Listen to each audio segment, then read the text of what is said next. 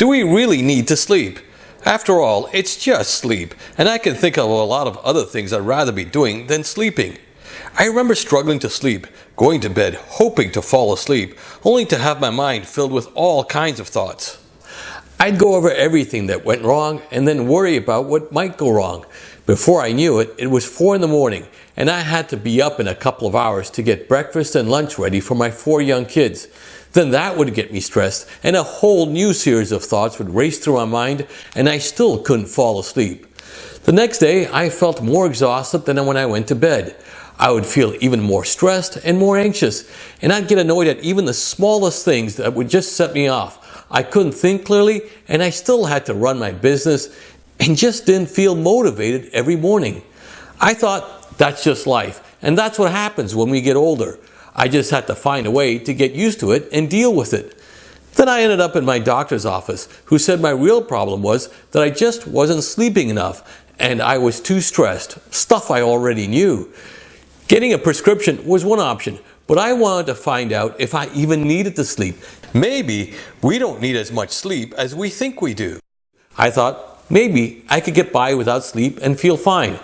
Hi, I'm Karim Haji. I'm the founder of Nutricin, a health and wellness company I started up after I struggled to sleep and felt completely exhausted. While I was having difficulty sleeping every night, I wondered if we really need 7 or 8 hours of sleep. Maybe we can get by on just a few hours and feel fine.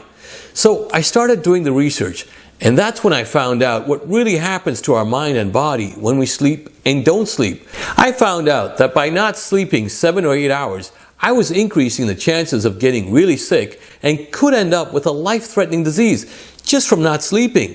Well, that was enough to get me to try anything and everything. In a moment, I'll share what really worked. Or if you like, you can just click the Learn More button below to find out about my natural sleep solution. New research by the University of California, Berkeley shows that when we only get 6 hours or less of sleep, we dramatically increase the chances of getting diseases like Alzheimer's, dementia, diabetes, high blood pressure, and heart disease, just to name a few. And that getting 6 hours or less of sleep is the equivalent to being legally drunk. While we might think that our body and mind shuts down when we go to sleep at night, that's really not the case. In fact, studies show that when we sleep, our mind and body are extremely busy. Researchers at Berkeley went through 17,000 clinical studies spanning 30 years, and based on all the evidence, those scientists say our mind and body need 7 or 8 hours of sleep every night.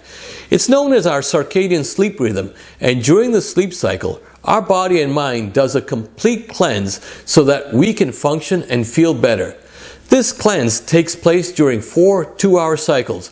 Trying to catch up on lost sleep over the weekend or on a day off just doesn't work.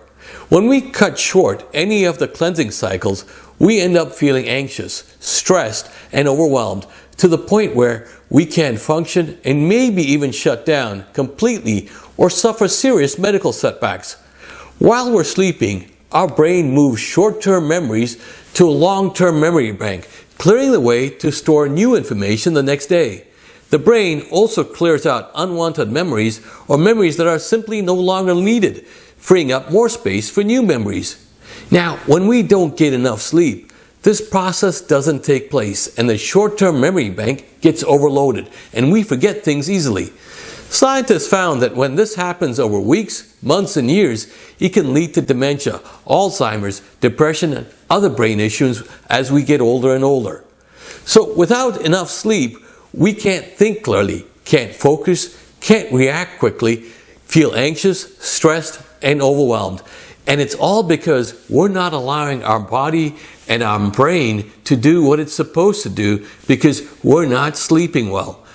Now, there's a lot more that goes on inside our body when we sleep. And here's what convinced me to find a solution for my sleep problem right away. These same studies also found that as we sleep, our body produces thousands of killer fighting cells. And each night, these killer cells go out and destroy the bad cells, which make us sick and gives us things like the flu or a cold or even serious medical setbacks. Now, when we don't get enough sleep, studies show that we reduce the number of killer cells our body produces by 70%. That's like fighting a war with only 30% of your army. The chances of winning are pretty slim. When I went through these studies, it was enough to force me to make sure I get a good 7 to 8 hours of sleep, something we all should be doing because by sleeping, we give ourselves and our body a chance to overcome infections and prevent diseases from spreading. So, why are so many of us struggling to sleep at night? It's because our cortisol is too high. That's what happened to me. And our cortisol gets too high because our internal cortisol production switch is stuck in the on position, meaning we're constantly producing cortisol even while we're sleeping. What's cortisol? That's what I asked when I first heard about it. Cortisol is what our body produces when we feel stressed. It's supposed to help us deal with one-time stressful situations like if we're being attacked by someone or if we're confronted by a wild animal like a bear in the woods. The extra dose of cortisol would give us the mental clarity and energy to run or fight. In either case, we would burn off the extra cortisol and we'd be fine. Today, because of the hectic lives we live, we're constantly under stress. We have stress at work, family stress, relationship stress, financial stress, and all kinds of stress. And every time we feel stressed, anxious, or worried, our body produces more and more cortisol.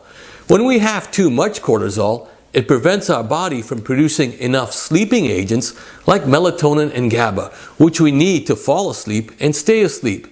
Instead, we lie awake in bed, toss and turn because our mind is overactive from all the extra cortisol. Studies show that when we have too much cortisol, it forces our hearts to pump more blood, creating more pressure on our blood vessels, which leads to higher blood pressure and chronic fatigue. Over time, all that cortisol prevents us from thinking clearly and makes us feel anxious, overwhelmed, and has a negative impact on our mood. The excess cortisol leads to cravings for sweets and carbohydrates, which adds more weight and can lead to diabetes. Those same studies on sleep also found that people who didn't sleep well were likely to gain about 15 pounds a year. With all the issues caused by high cortisol and a lack of sleep, we often end up in our doctor's office complaining about all kinds of things.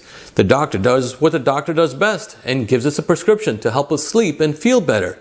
But the medication or over-the-counter sleep aids don't solve the real problem, which is to reduce our cortisol levels and turn our internal cortisol production switch off. Here's how we can do that. Exercise regularly. Even going for a brisk walk will help reduce cortisol, but you have to exercise for at least a half an hour every day. And try to exercise in the morning so your cortisol levels can drop during the day. Another thing you can do is meditate. Just meditate whenever you can. Even a 5-minute mindful meditation will help. Calming the mind will help lower the cortisol because you're not focusing on the things that make you feel stressed. And try to have some fun. Just go out and do something you enjoy. When you're doing stuff you enjoy and when you're having fun, you're not thinking about all those things that make you feel stressed, so your cortisol levels will naturally come down. And eat healthy. Cut out the sugars and cut out the refined carbs. Cut out all the food that's not good for you. It'll help you feel better and it will help you lower cortisol because those cravings for sugar will start to diminish as well, and that sugar won't promote more cortisol production in your body. So cut out the refined carbs and cut out the sugars as well. Take natural supplements. One of the best natural ingredients for reducing cortisol is ashwagandha, but not just any ashwagandha. Make sure it's a good one, which has human clinical trials showing it reduces cortisol. I found KSM 66 ashwagandha to be the best because it has human clinical trials showing it reduces cortisol and lowers feelings of stress and anxiety while helping us sleep better. I've combined KSM 66 ashwagandha along with 2 other powerful natural ingredients to lower cortisol and help us stay in a positive, optimistic mood in a natural supplement I call Shanti, which lets us feel less stressed, less anxious, and helps us fall asleep quickly and stay asleep, so we get the 7 to 8 hours of sleep our mind and body needs to do the deep cleanse they need to keep us healthy. You can find out more about my Shanti supplement by clicking the Learn More button below. Today, after following what I just shared with you, I get a good night's sleep. I get at least 7 to 8 hours of sleep every night. So please, go ahead and follow what I just shared with you so we can all get a good night's rest. Because remember, with good sleep, we live a longer, happier, healthier life. Thanks for watching, and I'll speak to you soon.